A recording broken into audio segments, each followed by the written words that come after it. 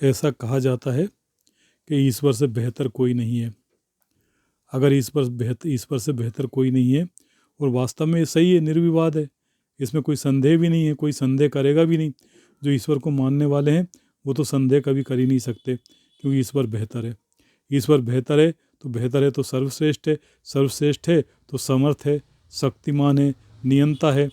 नियंता है तो उसमें कोई दुर्गुण नहीं है, कोई विकार नहीं है, उस पर कोई दोष नहीं ठहर, तो उसे दोषी ठहराया नहीं जा सकता, और वो सब कुछ करने में समर्थ है।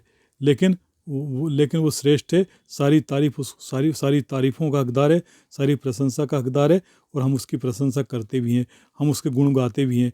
बड़े बड़े संत कहते हैं, बड़े बड़े महात्मा कहते हैं कि सारे सारे समुद्र के पानी को स्याही बना दें, और अनगिनत लेखनियाँ, असंख्य लेखनियाँ बना दें, और असंख्य कागज़ बना दें, और उस पर भी भगवान का, ईश्वर का गुण लिखा जाए तो लिखा नहीं जा सकता। इतने उनके गुण हैं, उनके गुण की, उनकी महिमा का कोई बखान नहीं कर सकता। जब ये सब मानते हैं तो हमारे मन में सहज ही विचार होता है कि फिर व्यक्ति जो दुख उठाता है, फिर व्यक्ति को जो कष्ट मिलते हैं, उसका जिम्मेदार कौन है? अच्छा, बहुत सारे लोग तो सारे कष्टों के, सारे तकलीफ़ों के, कुछ लोग ईश्वर को ही जिम्मेदार ठहरा देते हैं कि हमें हमें जो दुख मिल रहे हैं वो ईश्वर दे रहा है, हमें जो सुख मिल रहे हैं वो भी ईश्वर दे रहा है। कुछ लोगों को सुख दे रहा है, कुछ लोगों को दुख दे रहा है, तो ईश्वर तो पक्षपात कर रहा है। अगर ईश्वर पक्षपात कर रहा है तो फिर वो तारीफ़ के काबिल कैसे है? तो फिर ये दुख क्यों प्राप्त हो रहे हैं? फिर ये सुख, किसी को सुख क्यों प्राप्त हो रहे हैं? तो फिर इसके लिए लोगों ने कर्म फल का सिद्धांत अपनाया, लोगों ने इस कर्म फल का सिद्धांत ढूंढा। कर्म फल के सिद्धांत से क्या है कि भैया जैसा तुमने कर्म किया है वैसा फल भोगोगे। अगर तुम बुरे कर्म करोगे तो तुम बुरे फल भोगोगे, तुम अच्छे कर्म करोगे तो अच्छे फल भोगोगे। तो फिर ईश्वर को दोष देने का कोई औचित्य नहीं है। ईश्वर तो तुम्हें तुम्हारे कर्म का शुभ, अच्छे बुरे कर्म फल का दाता है, और वो तुम्हें उस कर्म का फल प्रदान कर रहा है। वो प्रदान क्या कर रहा है? तुम खुद उस फल के भागी हो रहे हो, और तुम्हें उस फल को भोगना ही है। तुमने किया क्यों? क्यों इस तो फिर ऐसा लगता है कि फिर वो फल भोग रहे हैं बुरे बुरे कर्मों का, तो वो फल क्यों भोग रहे हैं? तो इसलिए भोग रहे हैं कि ईश्वर ने मनुष्य को सोचने समझने की और निर्णय लेने की क्षमता प्रदान की है। ईश्वर जब वो सोचते समझता है, जब मनुष्य कोई कर्म करता है, निर्णय लेता है, तो ईश्वर उस पर रोक नहीं लगाता। वो बुरे कर्म करे या अच्छे कर्म करे, ईश्वर उस पर रोक नहीं लगाता। ईश्वर इसलिए रोक नहीं लगाता क्योंकि वो श्रेष्ठ है। वो एक पे रोक लगाएगा तो दूसरा वो कोई आरोप लगा सकता है कि तुमने रोक क्यों लगाई? हाँ, जब तुमने हमें जन्म दिया था तो हमें अपने मनमानी करना थी, हम अपनी मन की करना चाहते थे, हम अपनी आज़ादी से रहना चाहते थे, और हमने उस आज़ादी के लिए हम उस आज़ाद हम हमारे जीने का आनंद ही ख़त्म हो गया। इसलिए भगवान उसको निर्णय लेने की क्षमता दे देते हैं, उसको दिमाग देते हैं, उसको बुद्धि देते हैं, उसको विवेक देते हैं, उसको अच्छे बुरे की समझ देते हैं, परख देते हैं, ताकि वो जो भी कुछ करे सोच समझ के करे। और अक्सर होता ही है, हम जब बुरे कर्म करते हैं, हम जो बुरे काम करते हैं, तो उसके अंजाम के लिए हम अपने आप को तैयार कर लेते हैं, और हम जानते हैं, हम अच्छी तरह जानते हैं कि हम जो कर रहे हैं उसका परिणाम हमको भोगना पड़ेगा। और जब हमारे सामने परिणाम आता है तो फिर हम ईश्वर को दोष देने लगते हैं। वो ईश्वर जो सारी तारीफ़ों का हकदार है, उसे दोष देने का हमें कोई अधिकार ही नहीं है। वो जो ईश्वर को लेकर शिकायत करते हैं, वे ईश्वर को प्रिय नहीं हो सकते। और वो प्रिय क्यों होंगे? क्योंकि वो ईश्वर को कटघरे में खड़ा कर रहे हैं। गलतियां वो करें और ईश्वर को दोषी ठहराएं, तो ये तो कोई अच्छी बात नहीं है। इसमें वो अगर तारीफ़ के योग्य है तो उसकी तारीफ़ ही की जानी चाहिए, उसकी निंदा किसी भी हाल में नहीं करना चाहिए। उसकी निंदा करना ही सबसे बड़ा जुर्म है, क्योंकि वो बेहतर है। अच्छा, क्या ईश्वर की निंदा करने से ईश्वर बुरा मान जाएगा? अगर ईश्वर बुरा मान जाएगा तो ईश्वर को बेहतर नहीं कहा जाएगा, वो बेहतर नहीं कहा जाएगा, क्योंकि ये गुण तो मनुष्यों में होते हैं कि किसी की तारीफ़ की तो खुश हो गया, और किसी की निंदा की तो बुरा मान गया। ईश्वर में ये गुण नहीं हो सकते, क्योंकि वो बेहतरीन है, वो सबसे ज़्यादा तारीफ़ के काबिल है। इसलिए एक बात ध्यान में रखिए, सोचिए, विचारिए कि ईश्वर में ये गुण, ये ऐसा नहीं हो सकता कि वो आप उसकी बुराई करोगे तो बुरा मान जाएगा, आप उसकी तारीफ़ करोगे तो भला मान जाएगा। वो हमेशा आपको देखता रहेगा, आपका आकलन करता रहेगा। आप अगर कर्म खराब कर रहे हो, आप उसकी कितनी बड़ाई करें, कितनी भक्ति करें, कुछ भी करें, आपको उस कर्मों का फल अवश्य मिलेगा। और इस तरह के बहुत सारे उदाहरण मिल जाएंगे। कुछ महात्माएं दृष्टांत देकर कहते हैं, कुछ लोग ईश्वर में अवतार की बात करते हैं, और वो करते हैं कि ईश्वर भी अवतार लेकर जो कर्म जो जो जो जो उनको कर्म करता है, और कर्म करने पर जो जो अच्छे बुरे फल होते हैं उनका भोगता होता है। लेकिन ये बात सच, इस बात में मतभेद है। कुछ लोग इसे सच मानते हैं, कुछ लोग नहीं मानते। ये उनकी अपनी अपनी मान्यता है। लेकिन ईश्वर का निर्गुण है, ईश्वर निराकार है, और ईश्वर सब जगह व्यापक है। तो वो सबको देख रहा है, सबको उसने स्वतंत्र बनाया है। स्वतंत्र क्यों बना है इंसान स्वतंत्र इसलिए बना है क्योंकि उसने जन्म लेने के पहले शायद ईश्वर से कहा होगा, उसकी आत्मा ने, कि जब तुम मुझे जन्म दे रहे हो तो मुझे स्वतंत्रता प्रदान कीजिए, मैं जैसा चाहूँ वैसा कर सकूँ, मैं जहाँ चाहूँ वहाँ जा सकूँ, मुझे सारे अवसर मिलें मेरे साथ, मैं अपने बुद्धि विवेक का पूरी तरह उपयोग कर सकूं। तो शायद ईश्वर ने कह दिया होगा कि हाँ भाई ठीक है, तुम्हें पूरी क्षमता दी जाती है, तुम्हें पूरा सोच विचार की वो दी जाती है, और तुम वो कर्म कर भी सकते हो, लेकिन फल तो तुम्हें उसके भोगना पड़ेंगे। तो इंसान ने शायद इस बात को स्वीकार कर लिया होगा कि हाँ मैं फल भुगतने के लिए तैयार हूँ, और हम भी भुगतने के लिए तैयार होते हैं। हम कोई भी काम करते हैं तो फल की आकांक्षा से ही करते हैं। हम अगर कोई पढ़ाई कर रहा है, कोई मेहनत कर रहा है, तो उसके मन में ये लगन है कि वो अच्छे नंबरों से पास हो जाएगा। वो मेहनत करता है और वो अच्छे नंबरों से पास होता है, उसके कर्म के फल मिल जाते हैं, वो बड़ा खुश होता है। दूसरे व्यक्ति मेहनत नहीं करता, सही समय पर सही कर्म नहीं करता, उसको फल नहीं मिलता, उसको कड़वा फल मिलता है, वो दुखी होता है, दुखी होने पर पछतावा करता है, लेकिन वो ईश्वर को दोषी नहीं ठहरा सकता। ईश्वर भक्ति करने योग्य क्यों है?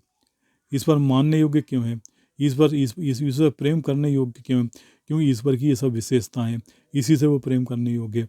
ईश्वर अगर है तो वो किसी को मारने की नहीं कहेगा, किसी का वध करने की नहीं कहेगा, किसी को अकारण परेशान करने की नहीं कहेगा। और अगर तुम करोगे तो वो रोक इसलिए नहीं लगाएगा क्योंकि तुम रोक अगर लगाएगा तो तुम उससे कह दोगे कि ईश्वर तुम हम पे व्यर्थ नियंत्रण कर रहे हो।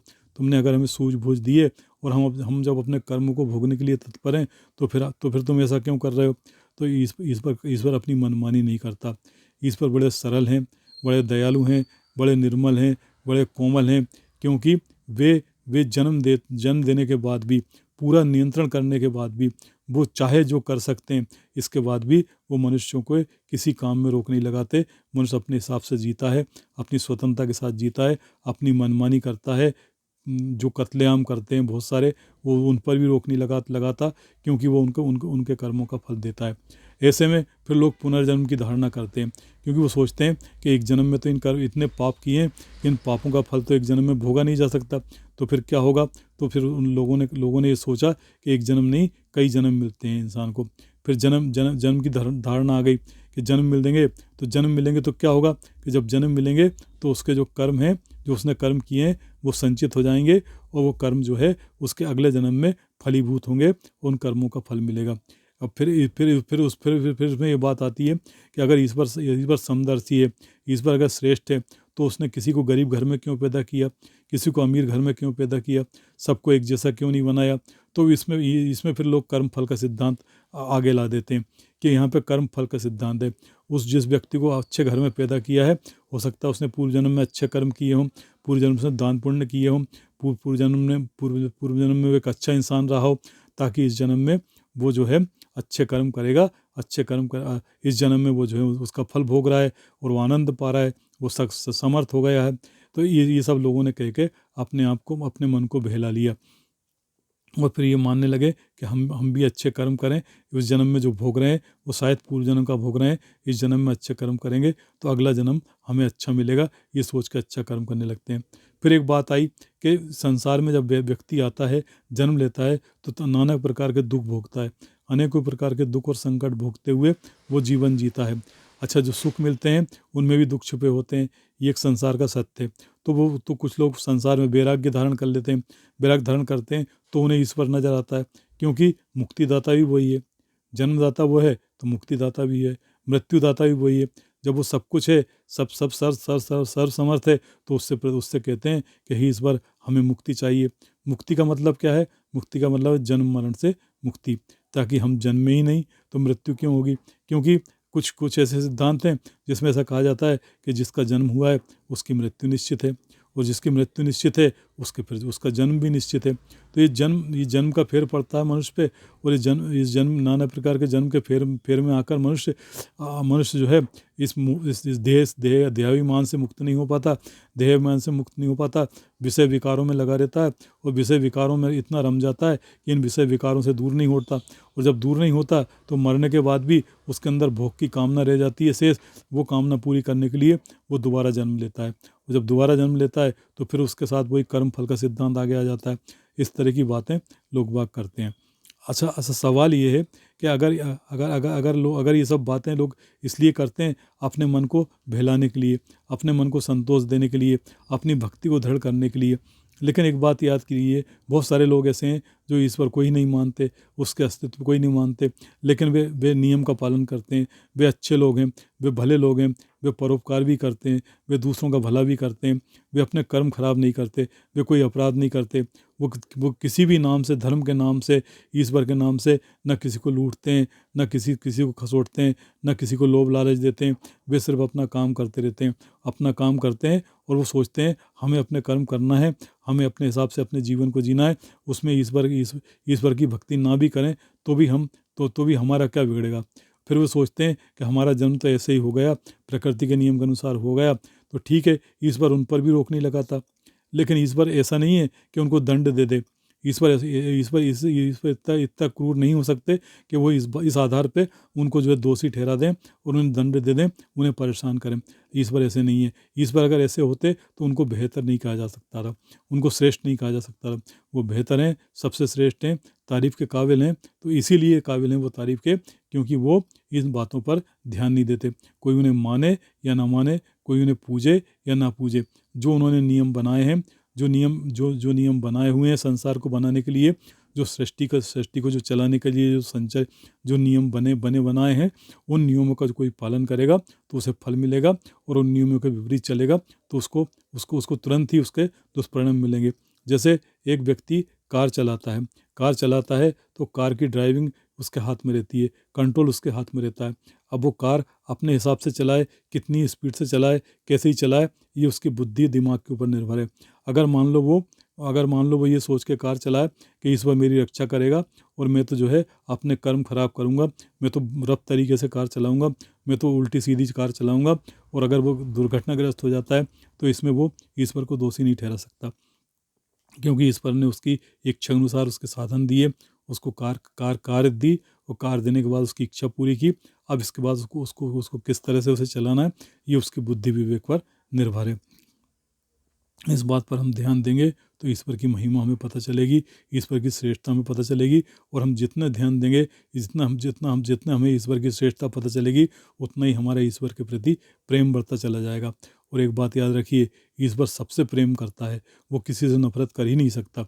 वो उन लोगों से भी नफरत नहीं कर सकता जो उसको नहीं मानते, जो उसकी पूजा नहीं करते, जो उसके नाम पे व्रत नहीं करते, जो उसके नाम पे साधना नहीं करते, जो उसके नाम पे तीर्थ नहीं जाते, जो इसके नाम पे कोई दान पुण्य नहीं करते, लेकिन अपना कर्म करते हैं, नियम को पालन करते हैं, और बुरे कर्म नहीं करते, मानवतावादी होते हैं, लोगों की मदद करते हैं और अच्छे कर्म करते हैं। ईश्वर उनको बिल्कुल तकलीफ नहीं देते, उनसे भी प्रेम करते हैं, उन्हें भी सुख साधन देते हैं, उन्हें भी धनवान बनाते हैं, उन्हें भी संपन्न बनाते हैं, और उनके साथ भी न्याय करते हैं, क्योंकि वो न्यायकारी हैं। और न्यायकारी हैं इसलिए श्रेष्ठ हैं, सर्वश्रेष्ठ हैं इसलिए मानने योग्य हैं, पूजने योग्य हैं। तो फिर एक बात समझ में आती है कि जो ईश्वर की भक्ति नहीं कर रहे हैं और वो अपना कर्म कर रहे हैं, उन्हें ईश्वर की ओर से तो कोई ऐतराज़ नहीं हो सकता, क्योंकि ईश्वर श्रेष्ठ है। लेकिन उनके लिए उनको इस बात का क्या नुकसान हो सकता है? तो इस बारे में विचार की बात है कि जो ईश्वर को मानते हैं, ईश्वर में आस्था रखते हैं, वे ईश्वर को समझने की कोशिश करते हैं, उसके सिद्धांतों को समझने की कोशिश करते हैं, उसकी श्रेष्ठता को समझने की कोशिश करते हैं। उन्हें लगता है कि कोई उनके साथ है जो उनकी मदद कर रहा है, उनके अच्छे कामों में सहयोग दे रहा है, उन्हें श्रेष्ठ बनाना चाहता है, और जब वो ऐसा चाहते हैं तो उनके अंदर एक अद्भुत आनंद की प्राप्ति होती है, अद्भुत सुकून और शांति की प्राप्ति होती है, उनकी बेचैनी खत्म हो जाती है। और जब जो ज़्यादा ईश्वर से प्रेम करते हैं तो अंदर आनंद का एक स्रोत फूट पड़ता है। फिर हम दुख भी सहन करते हैं तो हंसते हुए सहन करते हैं। हम सोचते हैं ये दुख भी अगर दिया हुआ है तो उसमें हमारा कोई दोष होगा, ईश्वर ने तो हमें हमें हमें ये दुख देकर हमें उस दोष से मुक्त कर रहा है। और होता भी यही है। ईश्वर यदि अगर कोई दंड भोग रहा है, कोई सज़ा भोग रहा है, तो इसलिए सज़ा भोग रहा है कि इससे उस दोष से वो मुक्त हो रहा है। जैसे कोई अपराध करता है तो उसे जेल की सज़ा दी जाती है। जब वो जेल में सज़ा भोगता है तो उस अपराध की वो सज़ा भोगता है। अब जब सज़ा भोग के जब निकलेगा तो उसे फिर दोबारा वो सज़ा नहीं भोगना है, उस अपराध से वो मुक्त हो जाएगा। ऐसा ही ईश्वर है। अगर कोई किसी को कोई दुख भोग रहा है, कोई तकलीफ भोग रहा है, तो हो सकता है उसने उस जो कर्म किए हैं, बुरे कर्म किए हैं, उनकी सज़ा उसे मिल रही है। एक बार सज़ा भोग लेगा तो उस सज़ा से मुक्त हो जाएगा। फिर उसे दोबारा वो सज़ा नहीं भोगना पड़ेगी। फिर जो उसने अच्छे कर्म किए हैं उसका सुख भोगेगा, क्योंकि ऐसा होता ही है। जो अच्छे कर्म करता है उसको अच्छे फल मिलते हैं, जो बुरे कर्म करता है उसे बुरे फल मिलते हैं। और भोगता तो इंसान ही है। जब इंसान भोगता है, अच्छे का भोगता है तो उसका आनंद प्राप्त होता है, उसका सुख प्राप्त होता है। बुरे का भोगता है तो उसका दुख प्राप्त होता है। ईश्वर क्या करता है? ईश्वर दयालु है, ईश्वर करुणा करे। वो हमें ये सब करके हमें मौका देता है, हमें सुधरने का मौका देता है, क्योंकि जब हम नसीहत मिलती है तो हम दोबारा वो गलतियाँ नहीं करते। ये सब उन लोगों की बातें हैं जो ईश्वर पे आस्था रखते हैं। जो ईश्वर पे आस्था नहीं रखते वो इन बातों को नहीं मानते। वो अगर नहीं माने तो कोई बात नहीं, लेकिन ये बात तो तय है कि जो ईश्वर ने नियम बनाए हैं उन नियमों का पालन उन्हें भी करना ही पड़ेगा। देह के नियम है, भूख लगना है, समय पर खाना खाना है, शरीर का रक्षण पोषण करना है, शरीर को अच्छे से रखना है, शरीर को सुरक्षित रखना है। ये इसके लिए ईश्वर की क्या ज़रूरत है? ये तो आपको करना ही पड़ेगा। और ये इसलिए करना पड़ेगा क्योंकि आपको जिंदा रहना है। जिंदा रहना है तो आपको ये सब करना पड़ेगा। बीमार हो गए तो आप इलाज कराओगे। इसमें भले ही आप ईश्वर को मानो या ना मानो, लेकिन ये सब आपको कर्म तो आपको करना ही पड़ेगा। और ये सब क्या है? अगर नियंता है, अगर क्रिएटर है, तो ये सब उसने किए हैं और ये सब तो आपको कर रहे हो। आप ईश्वर को मानो या ना मानो, पर ईश्वर के बनाए हुए नियम और विधान को मानने के लिए तो आप बाध्य हैं। जैसे सरकार और समाज में कुछ लोग सरकार और समाज में रहते हैं तो समाज के नियमों का पालन उनको लिए अनिवार्य होता है। इसमें कोई संदेह नहीं होता। इसकी कोई वो कसम नहीं खाते, लेकिन वो उन्हें करना पड़ता है, क्योंकि वो जानते हैं कि ऐसा नहीं करेंगे तो इसकी सज़ा उन्हें भोगना पड़ेगी। ये एक अनुशासन होता है।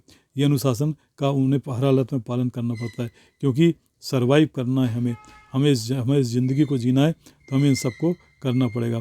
तो इससे एक चर्चा है, ईश्वर अगर बेहतर है तो क्यों है और किस तरह से बेहतर है। ये तो मैंने सीमित बुद्धि से कहा है, लेकिन विद्वान लोग और तरह तरीके से इसका वर्णन करते हैं और फिर ईश्वर की श्रेष्ठता को सिद्ध करते हैं।